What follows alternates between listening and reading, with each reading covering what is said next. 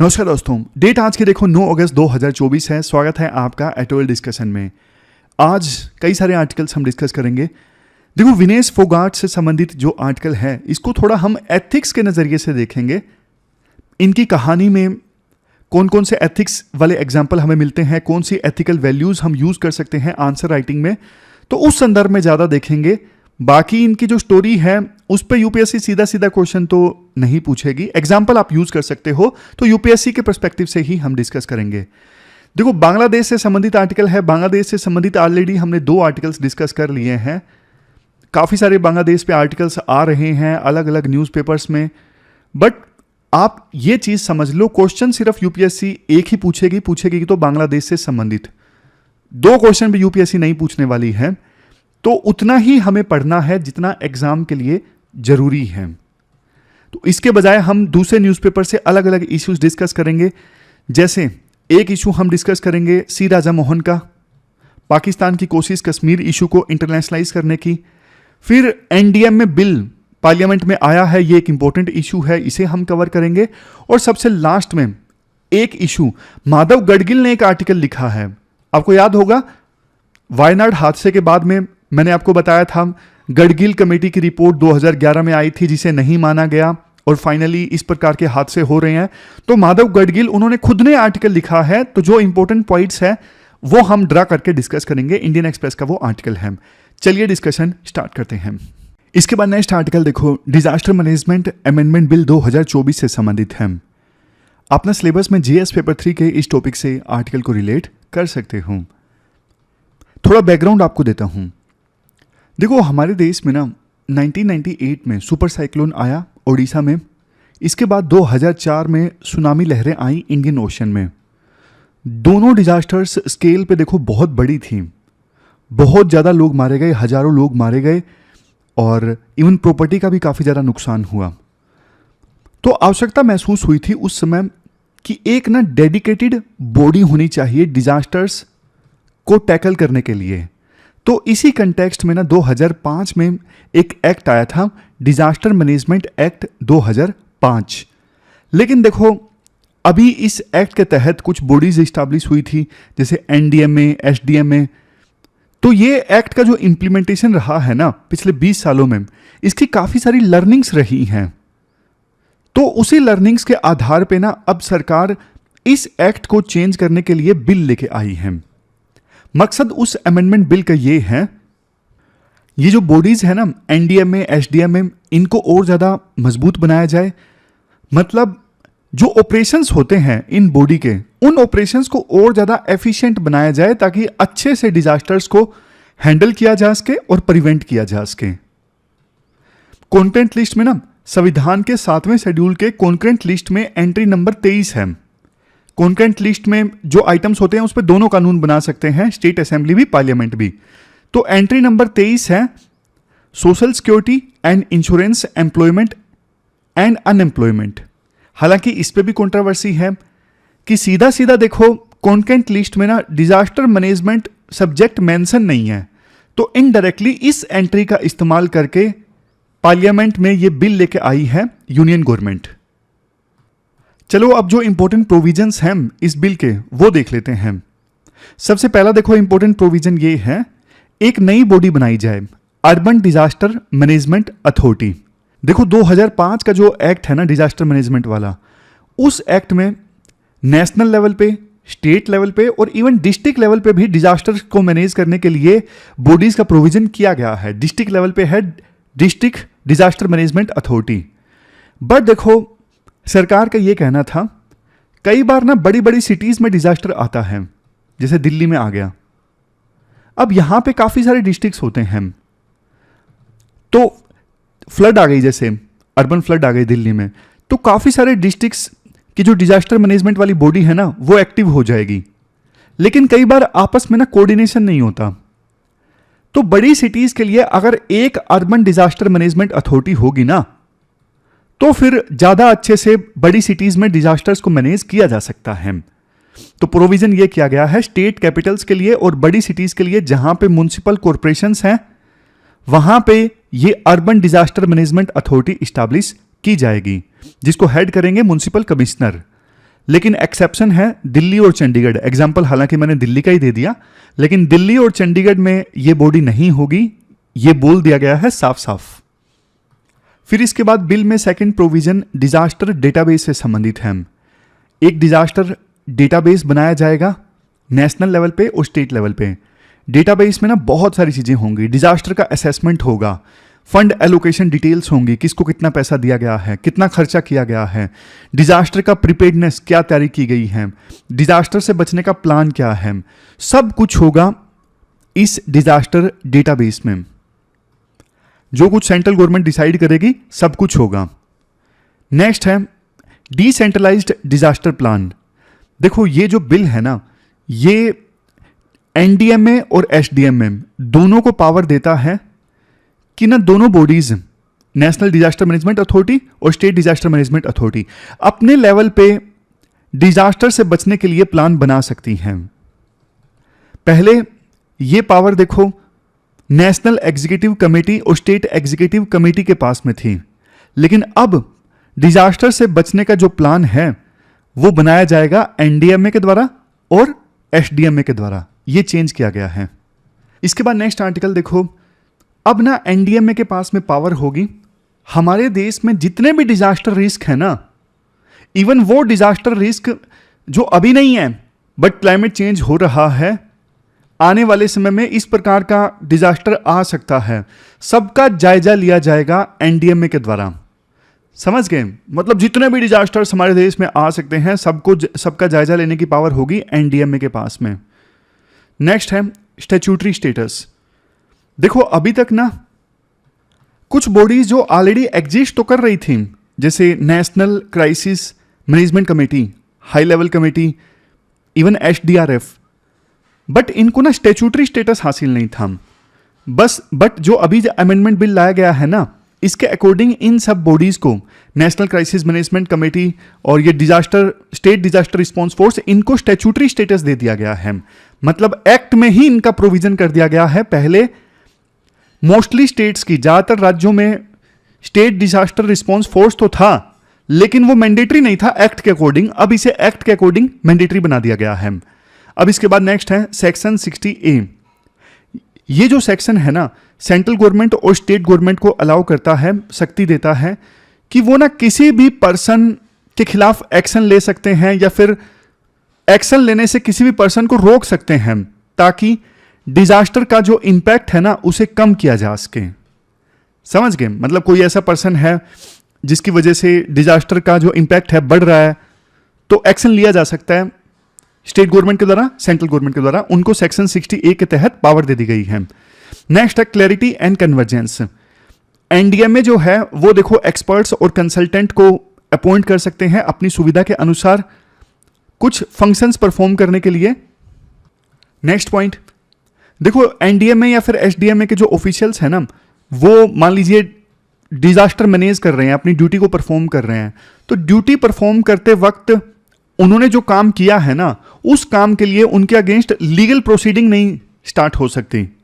मतलब ऐसा नहीं हो सकता कि वो डिजास्टर को मैनेज कर रहे थे, उस समय उन्होंने कुछ काम किया, बाद में उस काम के अगेंस्ट कोई कोर्ट में चला जाए कि तुमने गलत कर दिया। भाई उस समय डिजास्टर आया हुआ था, हमारा मेन लक्ष्य वही था कि डिजास्टर को हैंडल करना। नेक्स्ट पॉइंट, इवन देखो एक्ट की इंप्लीमेंटेशन में जो काम होंगे उनको अगर कोर्ट में चैलेंज किया जाएगा तो उस संदर्भ में सुप्रीम कोर्ट और हाई कोर्ट की जो जुरिस्डिक्शन है ना, उस पर भी लिमिटेशन लगा दी गई है। अब देखो लास्ट में कंसर्न्स एंड चैलेंजेस हैं। सबसे पहला कंसर्न तो देखो जो शुरुआत में मैंने आपको बताया था, कॉन्टेंट लिस्ट में ना सीधा सीधा डिजास्टर मैनेजमेंट सब्जेक्ट मेंशन नहीं है, तो इसी वजह से एक और एंट्री है, एंट्री नंबर 23, जिसका नाम है social security, social insurance, employment and unemployment. इसके बेस पे बिल में अमेंडमेंट किया गया है, तो इसको लेके कंट्रोवर्सी है। इनडायरेक्टली आपने कॉन्टेंट लिस्ट का कोई सब्जेक्ट उठाया और उस पर आपने अमेंडमेंट लाने की कोशिश की है। इवन देखो एडमिनिस्ट्रेटिव रिफॉर्म कमीशन की 3rd रिपोर्ट, जिसका नाम था crisis management from despair to hope, इसमें साफ तौर पे बोला गया था कि 7th शेड्यूल की कॉन्टेंट लिस्ट में ना एक एंट्री ऐड कर दी जाए जिसका नाम हो management of disasters and emergencies, natural और मैन मेड, बट ये किया नहीं गया था। फिर नेक्स्ट कंसर्न ये है, ऑलरेडी देखो इतनी सारी बॉडीज हैं डिस्ट्रिक्ट लेवल पे, स्टेट लेवल पे, फिर भी और बॉडी का प्रोविजन कर दिया गया है इस बिल में। जैसे मल्टीप्लिसिटी ऑफ अथॉरिटी के कारण ही अभी वायनाड में डिजास्टर आया तो केरल के चीफ मिनिस्टर और होम मिनिस्टर के बीच में वार ऑफ वर्ड्स देखने को मिला। होम मिनिस्टर ने बोला कि पहले हमने वार्निंग दी थी, ये सब चीज़ें। फिर देखो एक प्रोविज़न ये है, एक मतलब कंसर्न ये है, बिल जो है वो स्टेट की पावर्स के साथ में ओवरलैप करता है। मतलब बिल में ना सेंट्रल गवर्नमेंट को बहुत सारी पावर दे दी गई हैं कि आप इस पर रूल बना सकते हो, उस पर रूल बना सकते हो, जबकि वो पावर्स स्टेट के पास होती हैं। तो स्टेट का कहना है कि बिल जो है वो ज़्यादा पावर देता है सेंट्रल गवर्नमेंट को और हमसे हमारी पावर छीन लेता है। कुछ और कंसर्न्स हैं, जैसे एक्सपर्ट्स बोलते हैं, देखो एक मौका था इस बिल में ना एनडीएमए को कम से कम एक गवर्नमेंट डिपार्टमेंट बनाने का। एनडीएमए देखो आज के समय में ना पूरा साल एक्टिव रहता है, कभी कहीं पे डिजास्टर आ गई, कहीं कहीं पे आ गई, तो ना लेकिन अभी भी फुल फ्लैज एक डिपार्टमेंट का काम नहीं कर रहा है एनडीएमए, तो फुल फ्लैज डिपार्टमेंट बना देना चाहिए था। आगे जाके मिनिस्ट्री भी बनाई जा सकती थी एनडीएमए को। और इसके बाद देखो एनडीएमए के चेयरमैन तो पीएम होते हैं, बट वाइस चेयरमैन की जो पोस्ट है ना पिछले 10 सालों से खाली है। हालांकि प्रोविजन कर दिया गया है कि प्रधानमंत्री जो हैं किसी भी मेंबर को डे टू डे काम करने के लिए जिम्मा सौंप सकते हैं, बट फिर भी इतने इतने सालों तक पोस्ट खाली रहना सही नहीं था। अभी ना एनडीएमए अपने हर काम के लिए ना मिनिस्ट्री ऑफ होम अफेयर पे डिपेंड करता है। मिनिस्ट्री ऑफ होम अफेयर ही पैसे देता है, सारी चीजें। तो इससे ना कॉम्प्लेक्सिटी बढ़ जाती है। खुद के पास में फाइनेंशियल पावर हो एनडीएमए के पास में तो कितना बढ़िया हो। तो ये सारे कंसर्न्स और चैलेंजेस हैं। ये हमने पूरा आर्टिकल डिस्कस किया 2005 के डिजास्टर मैनेजमेंट एक्ट को अमेंड करने के लिए जो बिल आया है पार्लियामेंट में। चलते हैं आगे। इसके बाद देखो विनेश फोगाट की जो स्टोरी है ना वो हम एथिक्स के पर्सपेक्टिव से देखते हैं और इनकी स्टोरी से क्या वैल्यूज निकल के आती हैं जिनको आप एज ए एग्जाम्पल इस्तेमाल कर सकते हो अपने आंसर्स में। विनेश फोगाट के साथ अभी क्या हुआ ओलंपिक में वो शायद आप सबको पता लग गया होगा, लेकिन थोड़ा अलग पर्सपेक्टिव से मैं आपको बताता हूं।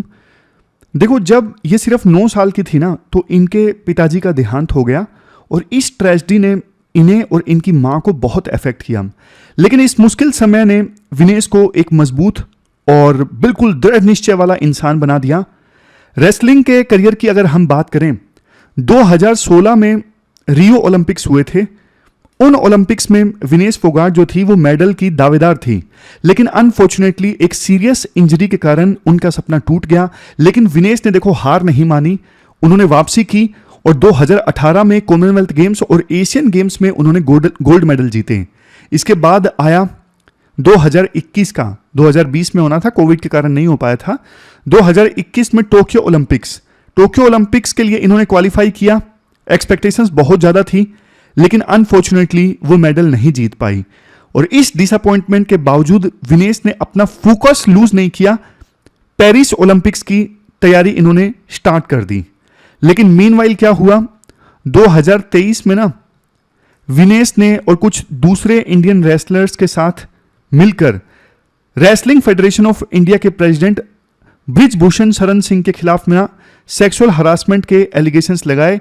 देखो ये एक बहुत बड़ा स्टेप था, क्योंकि ब्रिजभूषण शरण सिंह काफ़ी पावरफुल पॉलिटिशियंस, 6 टाइम के एमपी, और इस प्रोटेस्ट ने ना पूरे देश का ध्यान खींचा। विनेश और दूसरे रेसलर्स ने जंतर मंतर पर धरना भी दिया, गवर्नमेंट से एक्शन की मांग की और यहां तक कि अपने मेडल्स वापस करने की भी बात की। यह स्ट्रगल देखो काफ़ी लंबा चला और इसके कारण विनेश को काफ़ी क्रिटिसिज्म और प्रेशर भी फेस करना पड़ा। कुछ लोगों ने तो इन्हें बोल दिया हैज़ बीन रेसलर, मतलब ये रेसलर हुआ करती थी जिनका करियर अब खत्म हो चुका है। बट देखो कुछ लोग ऐसे भी थे जिन्होंने इनके मोटिव पर भी सवाल उठाए और ये बोला कि पॉलिटिकल मोटिव है, राजनीति में एंट्री करना चाहती हैं। लेकिन विनेश ने हार नहीं मानी। उनका कहना था कि वो सिर्फ वुमेन एथलीट्स की सेफ्टी के लिए लड़ रही हैं। तो इन सब कंट्रोवर्सीज के बाद विनेश ने देखो अपनी ट्रेनिंग पे फोकस करना स्टार्ट किया। जब पेरिस ओलंपिक्स 2024 आए तो किसी को नहीं पता था कि विनेश इतनी अच्छी परफॉर्मेंस देंगी। वैसे देखो इनको ना 53 किलोग्राम की कैटेगरी में लड़ना था, लेकिन वहां पे एक और इमर्जिंग स्टार अंतिम पंघाल, वो लड़ रही थी। तो इन्होंने डिसाइड किया कि वो 50 किलोग्राम की कैटेगरी में लड़ेंगी। हालांकि इनका वेट ज़्यादा था, बट जैसे तैसे करके इन्होंने अपना वेट कम किया। बट देखो, फाइनल से पहले एक बार फिर से इनका वेट तोला गया तो 50 किलोग्राम से 100 ग्राम ज़्यादा मिला और इनको डिस्क्वालीफाई कर दिया गया। अगर ये हार भी जाती तो सिल्वर पक्का था, लेकिन डिस्क्वालीफाई हो गई। इसी वजह से इनको सबसे लास्ट रैंक दे दी गई। अभी इन्होंने अपील कर रखी है कि जॉइंट सिल्वर मेडल तो कम से कम दिया जाए मुझे। तो इनकी पूरी स्टोरी से हमें क्या वैल्यूज देखने को मिलती हैं? देखो, वो चीजें मैं आपको नहीं बता रहा हूं जो एग्जाम के लिए जरूरी नहीं है। जैसे इन्हें पता लग गया था कि इनका वेट जो है वो 50 किलोग्राम से ऑलमोस्ट 2.5 किलो 2.7 किलोग्राम बढ़ गया है। अगले दिन मैच था, पूरी रात इन्होंने कोशिश की, पूरे स्पोर्ट्स स्टाफ ने कोशिश की कैसे न कैसे वेट को रिड्यूस किया जाए। कंबल लपेटे गए, पानी नहीं पिया गया, जितना ज़्यादा पसीना लाने की कोशिश की गई। ये सब मतलब इंस्पिरेशनल है, बट यूपीएससी के काम का नहीं है। तो मैं आपको यूपीएससी के पर्सपेक्टिव से बता रहा हूं क्या क्या एथिकल वैल्यूज इनकी पूरी स्टोरी से निकलती हैं। सबसे पहले है रिजिलियंस। रिजिलियंस, देखो विनेश की कहानी ना हमें यह सिखाती है कितनी भी बड़ी मुश्किल आए हमें हार नहीं माननी चाहिए। उन्होंने कई सेटबैक्स देखे, फादर का लॉस, रियो में इंजरी, टोक्यो में डिसअपॉइंटमेंट, लेकिन हर बार वो वापस आई। दूसरी बार speaking truth to power. Vinesh ने देखो एक पावरफुल सिस्टम के खिलाफ आवाज उठाई। ये बहुत रिस्की था क्योंकि इससे उनका करियर इफेक्ट हो सकता था, लेकिन उन्होंने सही के लिए स्टैंड लिया। यह हमें सिखाता है कि प्रिंसिपल्स के लिए स्टैंड लेना जरूरी है, चाहे देखो इसके परिणाम कुछ भी निकले। तीसरे नंबर पे फोकस। इतनी कंट्रोवर्सीज के बाद भी विनेश ने अपनी ट्रेनिंग पे फोकस किया। यह शो करता है कि पर्सनल प्रॉब्लम्स को साइड में रख के प्रोफेशनल गोल्स पे फोकस करना कितना इंपॉर्टेंट है। चौथा पॉइंट है रूल्स आर रूल्स। ये पॉइंट शायद आपको पसंद ना आए, लेकिन ये इंपॉर्टेंट है।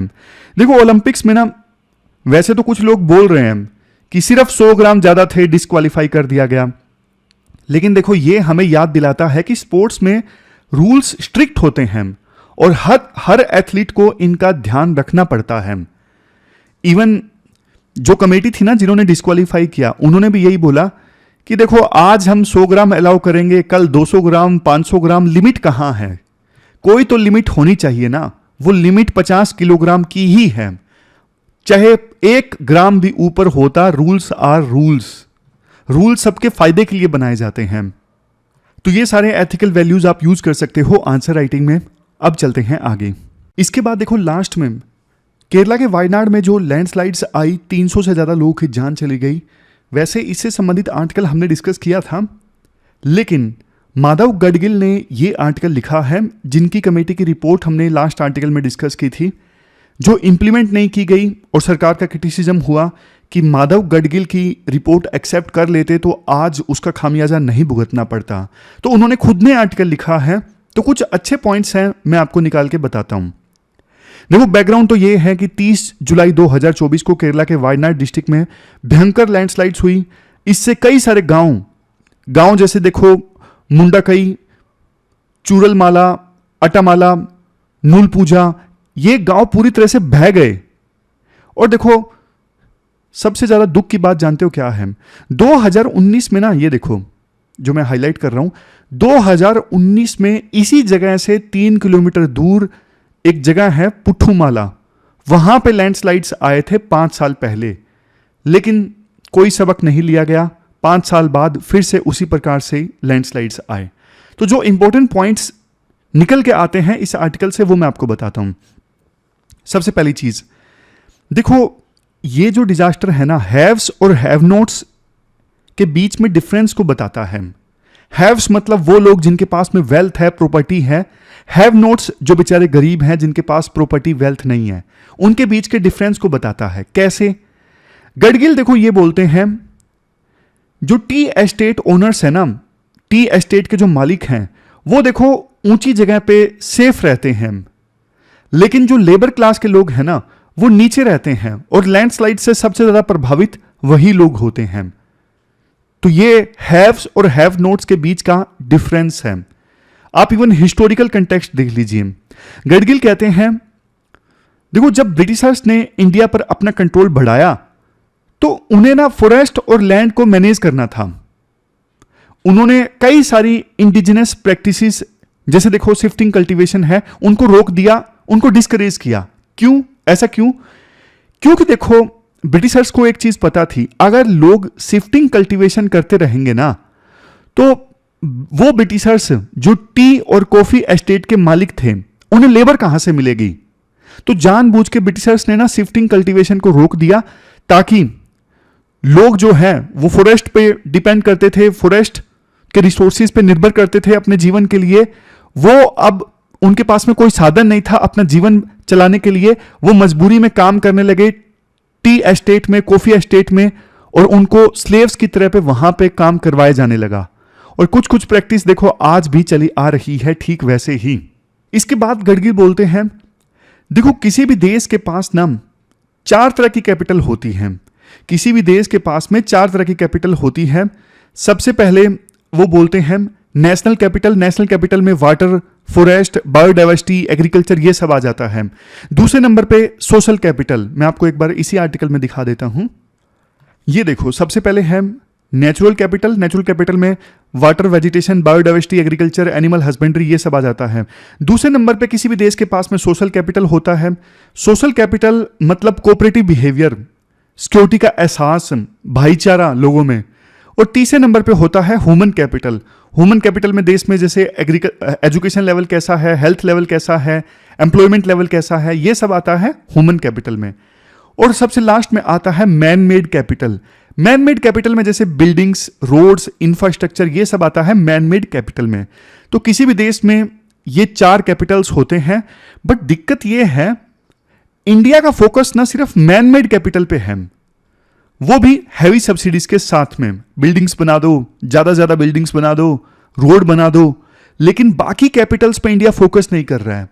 इंडिया नेचुरल कैपिटल पे फोकस नहीं कर रहा है, इंडिया सोशल कैपिटल पे फोकस नहीं कर रहा है, इंडिया ह्यूमन कैपिटल पे फोकस नहीं कर रहा है, इंडिया फोकस कर रहा है सिर्फ मैन मेड कैपिटल पे। लास्ट में वो बोलते हैं, देखो इस प्रकार के डिजास्टर्स को ना तभी रोका जा सकता है जब मेरी कमेटी जो थी ना, जिसे वेस्टर्न घाट इकोलॉजी एक्सपर्ट पैनल भी कहते हैं, इसने जो रिपोर्ट दी थी, जो गाइडलाइंस दी थी, वो बहुत सोच समझ के, बहुत केयरफुल ढंग से ड्राफ्ट की थी। उसको अगर हम फॉलो करेंगे तो इस प्रकार के डिजास्टर्स को प्रिवेंट किया जा सकता है।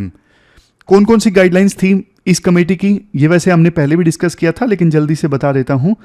इसमें ये बोला गया था इनकी कमेटी में कि ना पूरे वेस्टर्न घाट को 3 जोन्स में डिवाइड कर दिया जाए, इको सेंसिटिव जोन 1, 2, 3, और उसी के हिसाब से रिस्ट्रिक्शंस लगाई जाएं। बॉटम अप अप्रोच को अपनाया जाए, मतलब डिसीजन मेकिंग में ग्राम सभा और मोहल्ला सभा उनको इन्वॉल्व किया जाए। तो ये सारी चीजें थी जो हमने पहले भी डिस्कस की थी, गडगिल कमेटी की रिपोर्ट। ये कहते हैं 13 साल हो चुके हैं उस रिपोर्ट को आए, अभी तक कोई एक्शन नहीं लिया है, और फ्लड्स एंड लैंडस्लाइड्स अब ज़्यादा से ज़्यादा आ रही हैं। तो अब आवश्यकता ये है कि सरकार एक्शन ले और फ्यूचर में कम से कम इन डिजास्टर्स को रोकने के प्रयास करें। समय लगेगा, लेकिन एक्शन लेने की शुरुआत अभी होनी चाहिए। तो ये पूरा आर्टिकल हमने डिस्कस किया माधव गडगिल का। चलते हैं आगे। इसके बाद देखो नेक्स्ट आर्टिकल, पाकिस्तान के द्वारा कश्मीर इशू को इंटरनेशनलाइज करने की कोशिशों से संबंधित है। आप ना जीएस पेपर सेकंड के इस टॉपिक से आर्टिकल को रिलेट कर सकते हो। इंडियन एक्सप्रेस से सी राजा मोहन का ये आर्टिकल है। देखो 5 साल हो गए कश्मीर में स्पेशल स्टेटस रिवोक किए, तो क्वेश्चन ये उठता है, क्या इंडिया और पाकिस्तान के बीच एंगेजमेंट में अब कश्मीर इशू क्या इररिलेवेंट हो गया है? इसका आंसर सी राजा मोहन देते हैं, हाँ भी है और नहीं भी है। वो पूरा बैकग्राउंड बताते हैं। देखो जब 1948 में वार खत्म हुआ था ना इंडिया और पाकिस्तान के बीच, उसके बाद पाकिस्तान ने कश्मीर इशू को बार बार इंटरनेशनलाइज करने की कोशिश की। यूएन में काफी बार ये इशू आया। उस समय कोल्ड वार में यूएस और पाकिस्तान दोस्त थे, तो यूएस ने उस समय पाकिस्तान की मदद की थी सिक्योरिटी काउंसिल में कश्मीर इशू को रेज करने के लिए। लेकिन यूएसएसआर इंडिया की मदद कर देता था कश्मीर इशू पे रेजोल्यूशन को ब्लॉक करने के लिए। बाद में देखो 1971 में वार हुआ, बांग्लादेश का निर्माण हुआ जो आजकल सुर्खियों में है, उस समय ना 1972 में 90,000 सैनिक हमने पाकिस्तान के छोड़े थे। शिमला में एक बायलैटरल एग्रीमेंट साइन हुआ था इंडिया और पाकिस्तान के बीच, जिसे साइन किया था इंडिया की तरफ से इंदिरा गांधी और पाकिस्तान की तरफ से जुल्फिकार अली भुट्टो ने। कुछ एक्सपर्ट्स ये भी बोलते हैं कि उस समय कश्मीर पे हमें रेजोल्यूशन मांग लेना चाहिए था, कश्मीर पे फाइनली कोई एग्रीमेंट कर लेना चाहिए था, क्योंकि उस समय पाकिस्तान के 90,000 सैनिक हमारे पास थे। लेकिन दूसरा पक्ष ये बोलता है कि पाकिस्तान बिल्कुल कश्मीर इशू पे सहमत होने के लिए तैयार ही नहीं था, क्योंकि वो बांग्लादेश खो चुका था, अपना ईस्ट पाकिस्तान खो चुका था। इसलिए देश की जनता, पाकिस्तान की जो जनता थी बहुत ज़्यादा गुस्से में थी, इसलिए कश्मीर के संदर्भ में कोई रेजोल्यूशन पाकिस्तान का कोई लीडर नहीं कर सकता था। लेकिन ना 1972 के बायलैटरल एग्रीमेंट में एक चीज जरूर डिसाइड हुई थी कि दोनों के बीच में जो इश्यूज है ना, दोनों बायलैटरली हैंडल करेंगे और थर्ड पार्टी को इन्वॉल्व नहीं किया जाएगा, किसी तीसरे देश को इन्वॉल्व नहीं किया जाएगा। बट देखो ये बायलैटरल एग्रीमेंट जो है ना, जल्द ही रिजेक्ट कर दिया गया पाकिस्तान की आर्मी के द्वारा। और लेट 1980s में देखो जब थोड़ा इंस्टेबिलिटी कश्मीर में आई ना, तो पाकिस्तान ने इसका फायदा उठाना स्टार्ट कर दिया। 1990-91 के बाद कोल्ड वार वर्ल्ड में ख़त्म हुआ था और वर्ल्ड में ह्यूमन राइट्स को लेके काफ़ी अवेयरनेस आई थी। तो कश्मीर में इंस्टेबिलिटी थी, पाकिस्तान उस इंस्टेबिलिटी को हवा दे रहा था टेररिज्म को प्रमोट करके। कश्मीर में टेररिस्ट पाकिस्तान से ट्रेनिंग लेके आते और यहाँ पे वो वायलेंस फैलाते, ये सब चल रहा था। तो उस समय पाकिस्तान ने ये बोलना स्टार्ट किया वर्ल्ड में कि देखो इंडिया में कश्मीर में ह्यूमन राइट्स का वायलेशन हो रहा है। इशू को फिर से इंटरनेशनलाइज करने की कोशिश की पाकिस्तान ने। उस समय 1991 से 1996 के बीच में नरसिम्हा राव की सरकार थी, माइनॉरिटी गवर्नमेंट थी, बाहर से सपोर्ट मिल रहा था। और 1996 से लेकर 98 के बीच में भी जो सरकारें थी वो उतनी मजबूत नहीं थी। तो उस समय जो सरकारें थी ना, वो जोर शोर से अपना पक्ष नहीं रख सकी कश्मीर इशू पे, और पाकिस्तान ने इंडिया को कटघरे में खड़ा करने की कोशिश की। बाद में देखो 1998 में दोनों देशों ने न्यूक्लियर वेपन्स हासिल कर लिए, तो कश्मीर इशू और भी ज़्यादा इंटरनेशनलाइज हो गया। कुछ एक्सपर्ट्स ने बोलना स्टार्ट किया न्यूक्लियर वार स्टार्ट हो जाएगा इंडिया और पाकिस्तान के बीच में कश्मीर इशू को लेके। कश्मीर जो है वो न्यूक्लियर फ्लैश पॉइंट है, न्यूक्लियर चिंगारी है। तो इंडिया उस समय और ज़्यादा कमज़ोर दिखाई दिया। लेकिन देखो मीनवाइल इंडिया की ना इकोनॉमी काफ़ी तेज़ी से ग्रो कर गई थी, इसलिए वेस्टर्न कंट्रीज़ ने इंडिया की ताकत को समझा। और चाइना काफ़ी तेज़ी से ग्रो कर रहा था, तो वेस्टर्न कंट्रीज़ को लगा कि चाइना के थ्रेट को काउंटर करने के लिए ना इंडिया एक बेहतर अल्टरनेटिव है।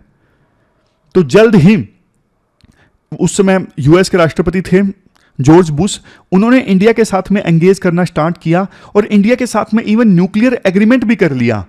बाद में उस समय यूएसए ने ना इंडिया और पाकिस्तान को डीहाइफनेट कर लिया। पहले ना यूएसए हमेशा इंडिया पाकिस्तान को एक साथ जोड़ के देखता था। अच्छा, इंडिया पाकिस्तान में क्या चल रहा है, अगर यूएसए का कोई प्रेसिडेंट इंडिया आता तो वो पाकिस्तान भी जाता, इस प्रकार से इकट्ठा देखा करता था दोनों देशों को यूएस। लेकिन उस दौरान यूएस ने इंडिया पाकिस्तान को डीहाइफनेट कर दिया, मतलब इंडिया से अलग से डील करने लगा, पाकिस्तान से अलग से। तो कश्मीर इशू पे फिर यूएसए ने क्वेश्चंस रेज करने बंद कर दिए, जो पहले पाकिस्तान के कहने पे किया करता था, क्योंकि इंडिया की इंपॉर्टेंस यूएस के लिए काफी ज्यादा हो गई थी, इंडिया की इकोनॉमी काफी ज्यादा ग्रो कर गई थी।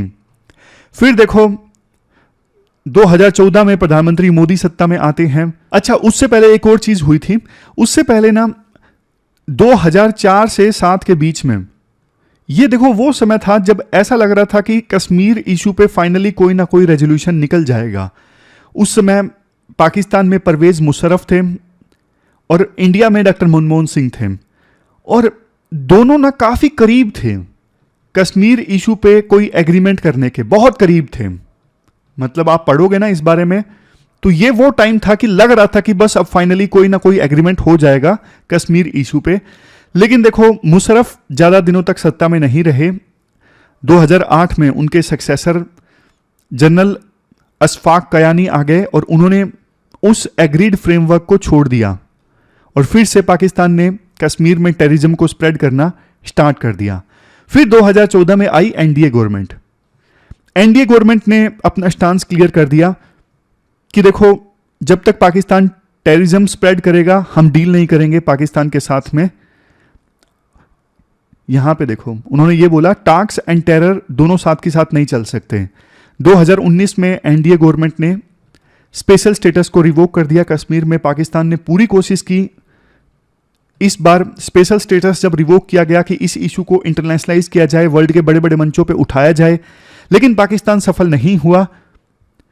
क्योंकि देखो इंडिया ने वाशिंगटन पेरिस की सहायता से यूएन में जो भी रेजोल्यूशंस आए थे ना कश्मीर इशू पे, जो पाकिस्तान के कहने पे चाइना लेके आया था, इंडिया ने यूएस और पेरिस की सहायता से उन्हें रिवोक कर दिया। इवन यूएई और सऊदी अरेबिया का साथ भी हमें मिला, जो पहले किसी टाइम में पाकिस्तान का साथ दिया करते थे। तो इंडिया को नई जो पार्टनरशिप मिली वेस्ट के रूप में और इस्लामिक वर्ल्ड के रूप में, यानी सऊदी अरेबिया और यूएई, इससे ना इंडिया ने ना पाकिस्तान के पास में जो इंटरनेशनल सपोर्ट थी ना कश्मीर के लिए, उसे खत्म कर दिया। और balance of power, economic balance of power अभी इंडिया के पक्ष में है। इंडिया का पाकिस्तान के साथ कोई कंपैरिजन ही नहीं है इकोनॉमी के मामले में। हमारी इकोनॉमी उनसे 10 गुना ज्यादा बड़ी है। तो ये पूरी कहानी है कैसे कैसे पाकिस्तान ने कश्मीर इशू को इंटरनेशनलाइज करने की कोशिश की, और अब तो पाकिस्तान की पावर खत्म सी हो गई है कश्मीर इशू को इंटरनेशनलाइज करने की। पाकिस्तान देखो अब ना ऐसे मोड पे है जो इंडिया से एंगेज करना चाहता है, बातचीत करना चाहता है, लेकिन कर नहीं पा रहा। क्योंकि ना 2019 में जब कश्मीर में स्पेशल स्टेटस रिवोक किया गया था ना, तो पाकिस्तान ने ये स्टैंड ले लिया था कि जब तक इंडिया स्पेशल स्टेटस फिर से रिस्टोर नहीं करेगा, हम इंडिया के साथ बातचीत नहीं करेंगे। अब देखो स्पेशल स्टेटस तो आपको भी पता है रिस्टोर नहीं हो सकता, तो काफी डिफिकल्ट स्टैंड पाकिस्तान ने ले लिया। नवाज शरीफ ने कुछ स्टेटमेंट्स दी, वहां पे जब बाजवा आर्मी चीफ थे उन्होंने भी कुछ स्टेटमेंट दी कि हाँ बातचीत करना जरूरी है। लेकिन ना दिक्कत यह है जो इमरान खान जो अभी जेल में बंद है ना, वो इस इशू पे उन्होंने स्ट्रॉन्ग स्टैंड ले रखा है कि नहीं, पहले स्पेशल स्टेटस रिवोक करो तब हम इंडिया के साथ बात करेंगे। तो इनकी अभी अच्छी खासी पॉपुलैरिटी अभी भी है जेल में होने के बावजूद। तो इस वजह से, इन्हीं के स्टैंड की वजह से आर्मी और पाकिस्तान की जो सरकार है ना, अभी इंडिया के साथ ज्यादा बातचीत नहीं कर पा रही है, एंगेज नहीं कर पा रही है। यह दिक्कत है। लास्ट में राइटर एक चीज ये बोलते हैं, देखो पाकिस्तान की आर्मी अभी कश्मीर इशू को इंटरनेशनलाइज नहीं कर पा रही है, यह बात सच है। बट पाकिस्तान की आर्मी ना डाउन है, आउट नहीं है। कश्मीर में अभी भी ताकत है पाकिस्तानी आर्मी के पास, कश्मीर में ट्रबल फैलाने की, टेररिज्म स्प्रेड करने की पावर अभी भी पाकिस्तानी आर्मी के पास में है, जो अभी पाकिस्तान कर भी रहा है। जैसे ही प्रधानमंत्री मोदी ने शपथ ली, उसी दिन जम्मू रीजन में अटैक हुआ, क्योंकि पाकिस्तान कहीं ना कहीं फिर से यह दिखाना चाहता है कि वर्ल्ड को कि जम्मू एंड कश्मीर में देखो सब कुछ ठीक नहीं है। तो हमें देखो एक्स्ट्रा चौकन्ना होने की आवश्यकता है, और अगर जरूरत पड़े, मौका मिले तो पाकिस्तान के साथ एंगेजमेंट करने में कोई बुराई नहीं है, फायदा ही होगा। यह बात बोलते हैं सी राजा मोहन। तो यह पूरा आर्टिकल हमने डिस्कस किया, चलते हैं आगे। क्वेश्चन देख लीजिए। आज देखो आपको एक क्वेश्चन अटेम्प्ट करना है, वायनाड ट्रेजेडी जो हुई उससे संबंधित क्वेश्चन आपको अटेम्प्ट करना है। एनडीएमए बिल से संबंधित क्वेश्चन मैंने आपको नहीं दिया, क्योंकि यूपीएससी जनरली बिल से संबंधित क्वेश्चन कम पूछती है। एक बार बिल पास हो जाने दो, उसके बाद एक आधा और आर्टिकल आएगा, तब मैं आपको क्वेश्चन दूंगा, उस समय एनडीएमए बिल से संबंधित। तो ये थी हमारी आज की डिस्कशन। फिलहाल इस डिस्कशन में इतना ही है। मिलते हैं कल फिर से एक नई डिस्कशन के साथ। तब तक आप अपना ख्याल रखिए। Thank you very much for discussion.